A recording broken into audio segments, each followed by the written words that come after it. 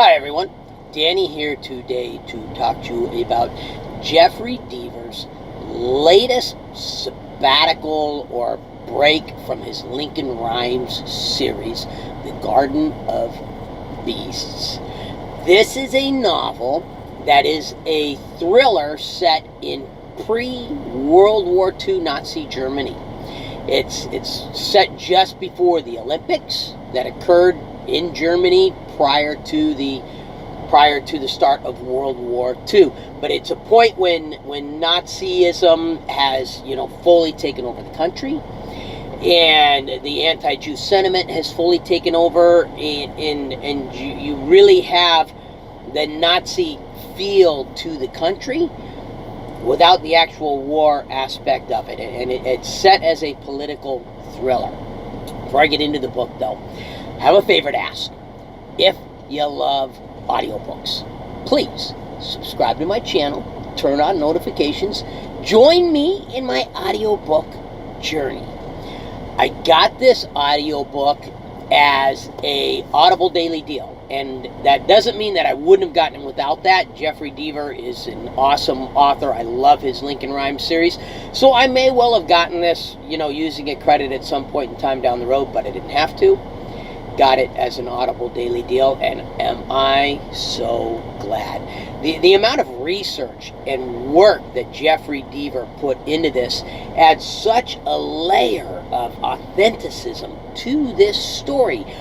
Even though the plot of the story is highly unlikely from a historical standpoint, it feels very real. And he's managed to pick a plot. Now most stories, this is the good guy, this is the bad guy. He wins, he loses.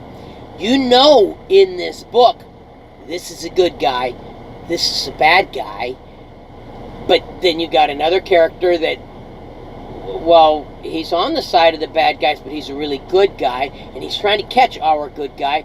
And on top of that, if you know anything about history, you know that the good guy's goal was never accomplished.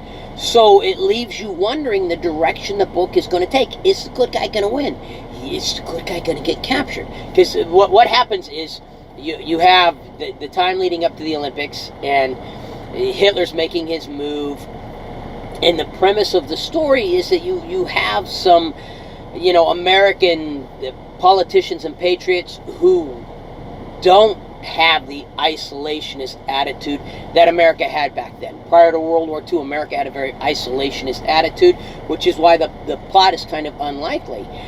They see where Hitler is going, and they want to stop Hitler. They recognize that Hitler is not the real genius behind the rearmament, and if they can stop the rearmament, they can stop Hitler. So they go after Reinhardt. And they do it by trapping a button man, a hitman for the mob. He's got 17 hits that he's supposedly done. He's known for how careful he is. He's got German ancestry and speaks fluent German. And so they manage to trap him, and then he's given a choice: the death chamber, or we erase your record and give you $10,000 and you do this assassination for us. Of course, he agrees to the assassination, so he's put on board a ship with the American Olympic athletes. And you get to meet Jesse Owens. You get to meet some of the American Olympic athletes. And he heads over to Germany. From here, the story almost takes on the feel of the TV show 24, because the whole premise behind the TV show 24 was everything happens within a 24-hour period. Well, everything here happens within a weekend, but there's so much action and so much drama and so many twists and so many turns that it feels like it happens over the period of several weeks, and you have to keep reminding yourself, hey, that happened yesterday, not a week ago. As he gets there, he's supposed to meet, the CIA guy, and instead an SS officer gets murdered right in front of him. They go on the lam. A police detective who is not a, anti-Semitic. He's got Jewish sympathies. He hates the Third Reich. He hates the Nazi Party. He gets on Paul Schumann. That's the name of the butt man, Paul Schumann. He gets on Paul Schumann's trail. And not only is this detective likable, but he's really good at his job. And so he starts pursuing Paul Schumann. And so you have Paul Schumann trying to pull off this assassination of Reinhardt, who, by the way, in the start of the book, Reinhardt is portrayed as someone that you like. He's portrayed as someone who is almost trying to protect the Jews. And they show him with his grandson, and he's just really likable guy. You like Reinhardt. 3/4, 2/3 of the way through the book, his true colors are revealed, and that's a twist that takes you by surprise when all of a sudden, because there's little threads that are followed throughout it that don't seem to tie into the book. Then, all at once, they get tied up in a fancy bow. Reinhardt's true colors are revealed. What's really going on is revealed. And at the same time, a twist is thrown in there. Because as the book progresses, Paul Schumacher is making progress, and it seems like he's going to be successful in his assassination. Well, if you know your history, the Americans didn't assassinate Reinhardt. So is Paul Schumann, this guy that you like and you're rooting for, going to pull off this assassination and Jeffery Deaver take writer's license to create a story that doesn't really happen? Or is it going to stick with the authentic feel of the history of the book and Paul Schumann fail? But then is Paul Schumann... This is why I say this is a book where you really don't know. You can't see the ending coming. Twist happens. The true story behind everything gets revealed, and yet you still don't know exactly what is going to happen. There's twists, there's turns, there's an authentic feel that I love to the book.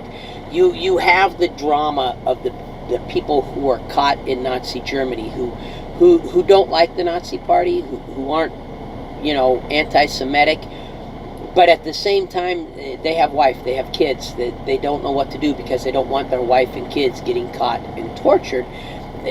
So what do? You have the drama of this assassination attempt. You get insight into political intrigues. Now, I'm sure they're made up, but they feel very real. Political intrigues underneath, Hitler. There were, in the previews, some people who complained about some of the translations. Heil Hitler translated to Hail Hitler. Third Reich translated to Third Empire. I don't know enough German to know if that was translated accurately. But I loved the book. I loved the authentic feel of the book. I loved all the little threads. It was a hard book to put down. It was very, very well done. The narrator was an excellent, excellent choice for this book.